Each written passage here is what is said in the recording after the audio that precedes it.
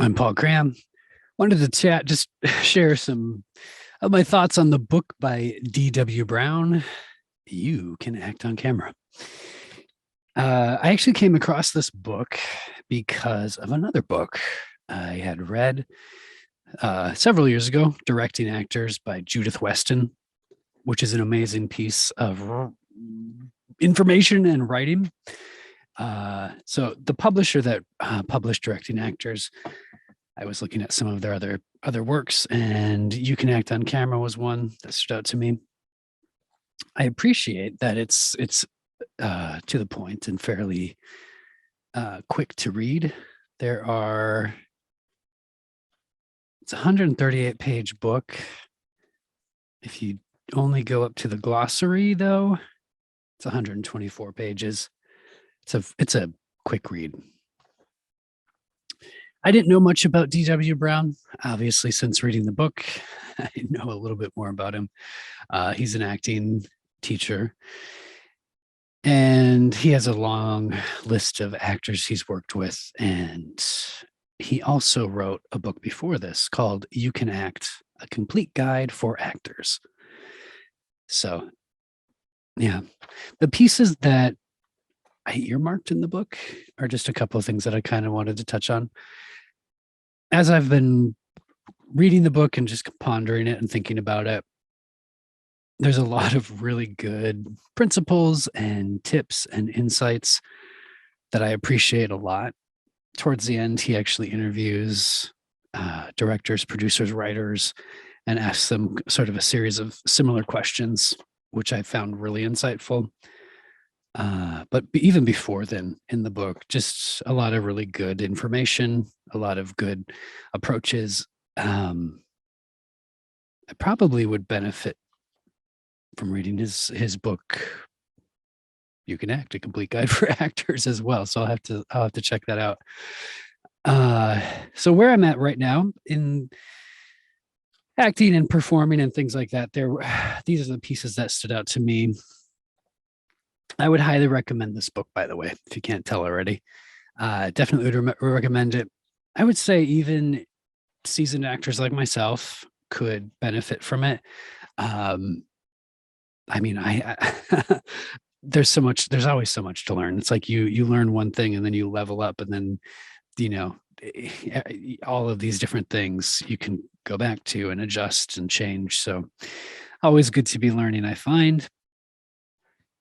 Some of the things in here, I don't know. Let me see if I can find one specifically. I can't think of any off the top of my head specifically, but I think there was just a couple of times where I was just like, oh, that's cool. I know that oftentimes with acting, it's like what works for one person doesn't work for another.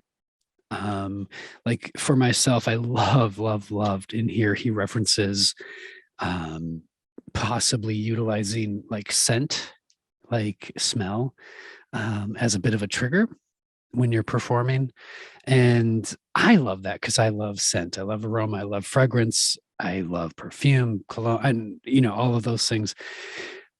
And being able to utilize that in a performance, oh, it's so good. Like I have a monologue that I'm working on right now, and I've been trying it with different emotions and things like that, and utilizing sort of a scent memory with that. And I'm like, wow, this is really fun. It's really adding some different coloring to things.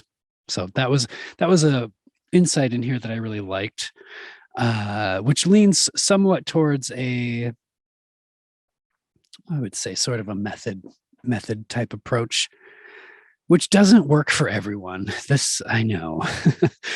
There's certain method stuff that some actors have done over time, including myself, and it just cannot work for some people. But that specific one, I love it. I'm looking forward to like exploring that more. But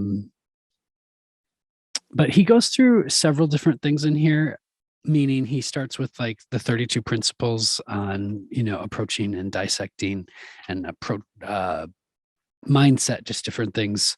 There 32, it's a lot, it's pages of these.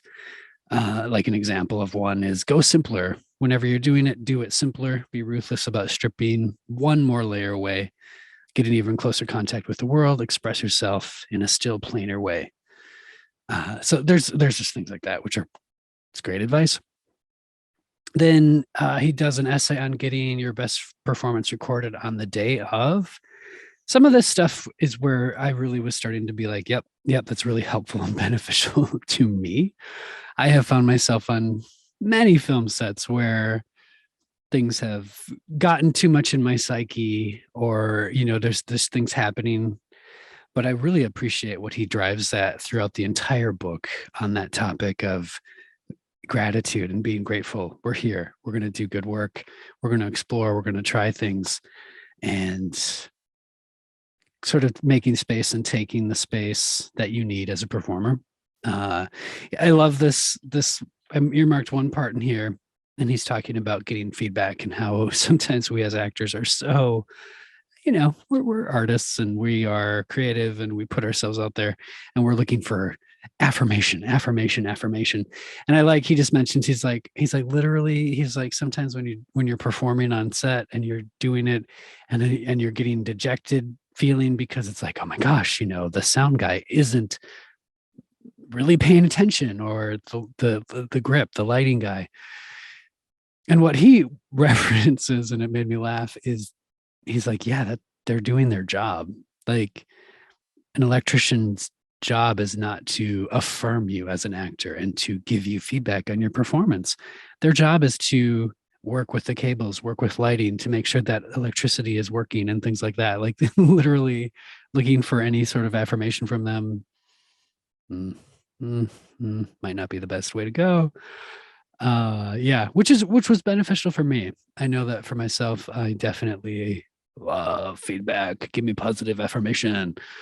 So that was a good thing just to keep in my mind. But to expound on that even more, me as an actor, similar to an electrician, I have a job to do. I have a duty to fill. I have a trade, like an electrician. He's a tradesman. And me as an actor, I have a trade. I have a job to do on this set. I can think of times when, unfortunately, not maybe given enough time to prepare for like an emotional moment or something in a scene, and it's really rattled my cage, so to speak. And I think in retrospect, I used to view that as like, oh my gosh, they didn't let me do my best work. And it's like, I need to sometimes take the space to do my best work. Just like an electrician, when they're working on something, I don't understand everything that they're doing or needing to do to prepare or to make all that stuff work.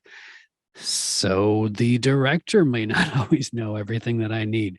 The crew may not know everything that I need to do a good job. And I need to be slightly, he uses the word egomaniac, but at first I was very turned off by that, which is my Minnesota background. But he uses it really well. He's like, be a empathetic egomaniac who is, who shows up. And I love that sort of an idea where it's like, I want to do my job and I want to do my job well.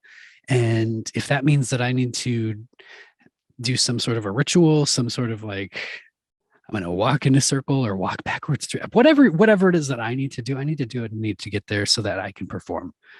And yeah, it was just good. I like where he was going with sort of that tradesman mentality. That's at least what I was taking away from it. For anybody that follows me on social media, I've also posted a couple of these as well. John, is it Grice? John Grice. He's a director. He's an actor. Napoleon Dynamite and some of those. But he mentioned something in here, and I was like, that's just really cool. And I like the approach. Like he just talks about, oftentimes we as actors, we are told what to do. And he talks about like, oh, he'll get a call. He's like, okay, well, we'll have you come on set because you film on the 10th. So we'll have you fly in on the 8th. We'll do your wardrobe fitting on the 9th, and then you'll be on set on the 10th. And he just mentioned, he's like, oftentimes what he asks for is he's like, hey, instead of me flying out on the 8th, wardrobe on the 9th, and working on the 10th, can I fly out on the 5th so that I'll have the 6th and the 7th to be on set and to be absorbing the energy, and to be able to observe what people are doing and really get a sense of what's happening and what's going on. And then I'll do wardrobe, and then I'll come on set. And I know that that always isn't possible. I know that not every film set is going to be able to accommodate that in, in that way. But I really liked it because I was like, that is, I feel like, a good example of, obviously you have to be little flexible with that ask, yet getting into that zone, so to speak, or flow, as he talks about in the book. That's beautiful and brilliant, and having that kind of again, I'm going to call it a luxury. I know that not every film budget can do that, but yeah, yeah, it's something that I was like mentally making a note of for me, where it's like, if I could come in even a day sooner just to be around set and the cast and just to absorb it, be great. There was one other thing I want to mention, and then I'll bump off of this, but in all of the interviews that he does, he talks with like I said, the directors, writers, producers, and he asks them, aside from acting skills, what are the most important traits that will make a director or producer want to hire an actor again? Which I think is a really good question, because we all want to work. But Peter McNichol, he just mentions, he's like, a director wants to remember an actor as someone who did the job professionally, on time, and ready to work. They want someone who brings light and life to the part instead of moodiness and neediness. Need.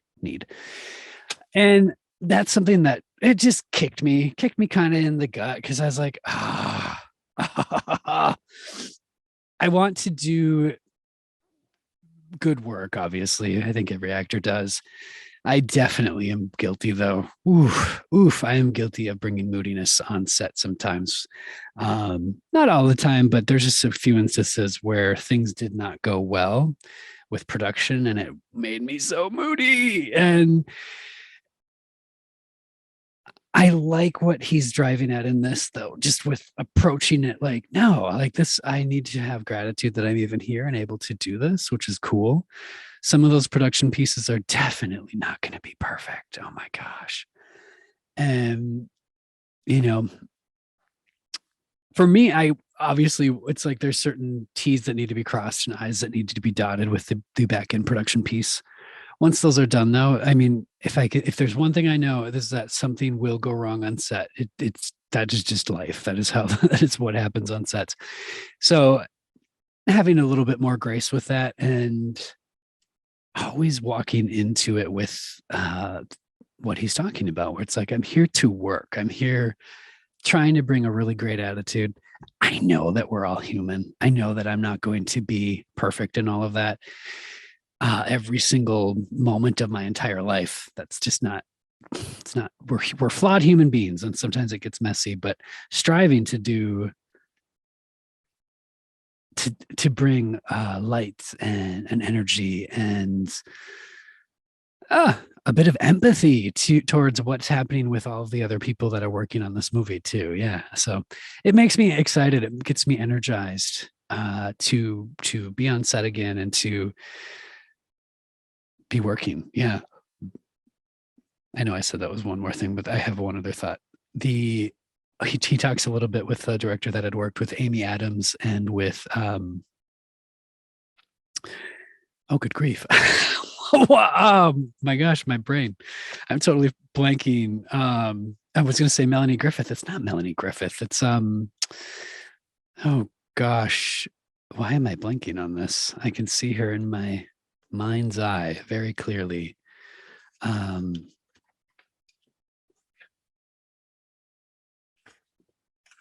One moment here, because Meryl Streep. Yes, I know. I forgot Meryl Streep's name. Good grief. Meryl Streep, Amy Adams, they were working together on set, and sort of along the lines of what I was mentioning with that reference of like being on set a few days early.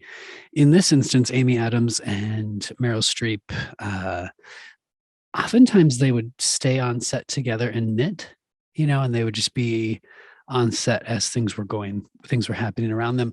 And the director, he just observed them and he just noticed, he was like, oh, they're absorbing.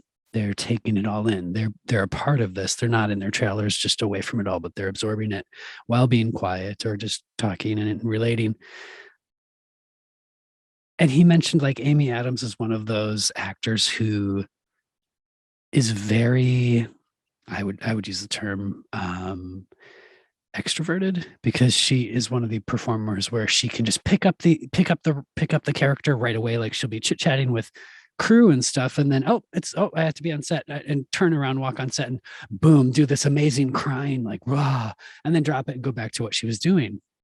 And Meryl Streep was not that, and I don't know that Meryl Streep is this per se. At least in this specific case, she was not. Meryl Streep actually was very much more focused and kind of held character throughout. Even when they would call cut, she was just a little bit more focused in on what she was trying to maintain.